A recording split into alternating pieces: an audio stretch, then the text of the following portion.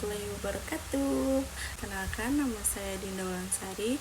Di sini saya akan menjelaskan apa sih itu struktur organisasi dan desain organisasi. Sini, kalau teman-teman belum tahu, mari aku jelaskan ya. Struktur organisasi adalah kerangka formal yang menentukan bagaimana sih tugas-tugas kerja itu dibagi, dikelompokkan, dan dikoordinasikan dalam sebuah organisasi. Struktur organisasi menciptakan keteraturan dalam alur kerja dan tanggung jawab, serta memperjelas hubungan pelaporan di dalam organisasi. Nah, kalau desain organisasi adalah suatu model yang dipilih organisasi untuk melakukan koordinasi dan pengendalian tugas-tugas dalam organisasi, termasuk yang ada di dalamnya. Bagaimana seluruh anggota organisasi dimotivasi agar pengeluaran segenap energi dan kemampuan untuk memaksimalkan kemampuan dan sumber daya organisasi dalam memproses, menciptakan, menghasilkan sesuatu yang bernilai bagi organisasi, baik barang maupun jasa. Elemen utama struktur organisasi yang pertama ada spesialisasi kerja, yaitu pembagian tugas ke dalam pekerjaan yang lebih spesifik untuk meningkatkan efisiensi. Yang kedua ada departementalisasi, yaitu pengkelompokan aktivitas berdasarkan fungsi, produk, wilayah geografis, atau pelanggan.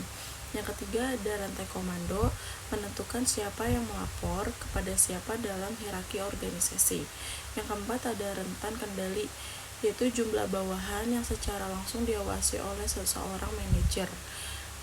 Dan ada sentralisasi dan desentralisasi.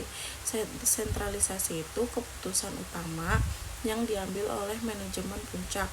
Kalau desentralisasi yaitu keputusan yang diambil oleh tingkat yang lebih rendah dalam hierarki. Selanjutnya formalitas, tingkat standar dan aturan yang mengatur perilaku kerja. Lalu di sini ada tipe struktur organisasi, yaitu struktur fungsional, struktur divisional, struktur matriks, dan struktur jaringan dan tim. Faktor yang mempengaruhi desain dan struktur organisasi: strategi perusahaan, ukuran organisasi, lingkungan eksternal, teknologi, budaya organisasi. Lalu manfaat struktur organisasi itu yang pertama konfigurasi peran formal, prosedur, tata kelola, mekanisme pengendalian, kewenangan, dan proses. Yang kedua ada sistem yang mengidentifikasikan hierarki dalam organisasi, menegaskan penjelasan terkait tugas pokok dan fungsi masing-masing karyawan.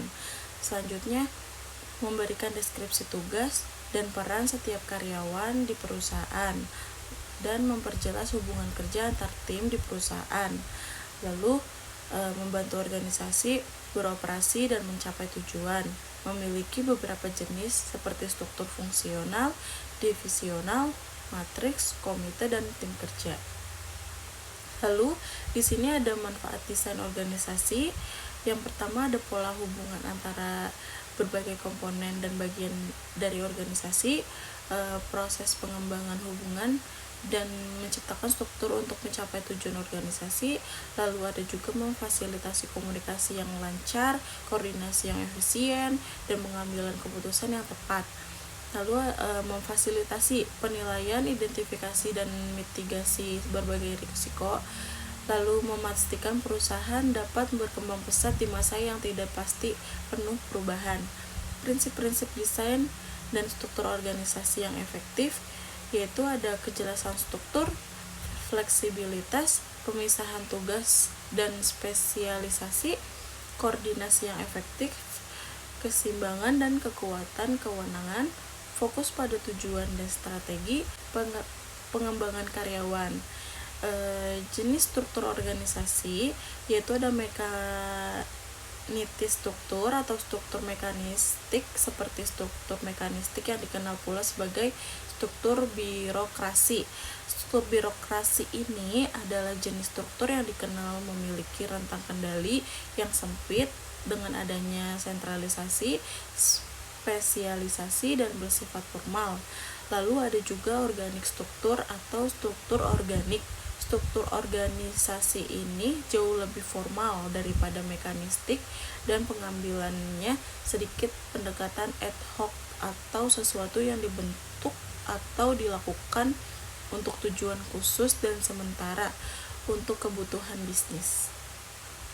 Dan kesimpulannya, struktur dan desain organisasi adalah elemen krusial yang menentukan efektivitas kerja dan daya saing perusahaan. Struktur yang efektif memungkinkan pengembalian keputusan yang cepat, aliran informasi yang jelas, dan adaptasi terhadap perubahan lingkungan. Mohon maaf kurang lebihnya. Wassalamualaikum warahmatullahi wabarakatuh. Terima kasih.